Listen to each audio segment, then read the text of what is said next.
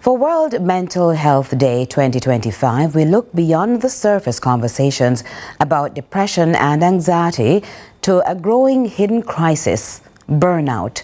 All across Jamaica, teachers, nurses and other essential workers continue to shoulder heavy workload under constant pressure. Many are emotionally and physically exhausted, pushing through long hours, tight resources and growing public demand. Experts say the culture of overwork is quietly eroding not only mental health, but also family relationships, productivity and quality of life. Our reporter Akeem Oret has more.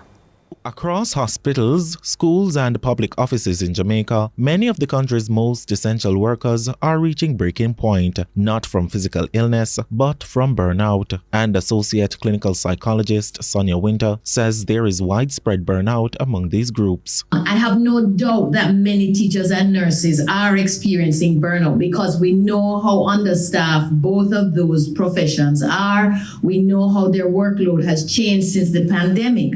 However, as a psychologist, I know that many teachers cannot afford to access the psychological care that I would provide. Psychologists say burnout isn't simply about being tired. It's a chronic state of emotional and physical depletion that affects focus, mood, and even relationships. Counseling psychologist from the University of the West Indies Medical Center, Dr. Chukwemeka Victor Chiana, notes that when someone is stressed, they are stressed. When someone is stressed, you stress not just you stress within the context of your workspace. Also, the stress also that comes from the family situations for where they talked about finances, talk about mortgage, and sometimes there are some comorbidities like physical illness, which are part of what contributes to the general exertions that an individual, will want to, display or have. The warning signs often go unnoticed. Winter adds that many people may be experiencing burnout without even recognizing it. You're sleeping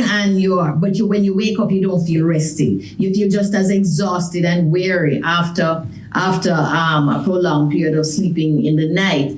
If you're noticing that your attitude towards your work and to the people around you in general is just generally negative, cynical, sarcastic, your whole almost personality and approach to the individuals and to your work is changing for the worse. Experts are urging individuals, institutions and policymakers to act now. The first thing is to address staffing, inadequate staffing, and to provide mental health resources to the individuals in these fields, to help them to access mental health services to deal with burnout are some of the things that I think would be very important.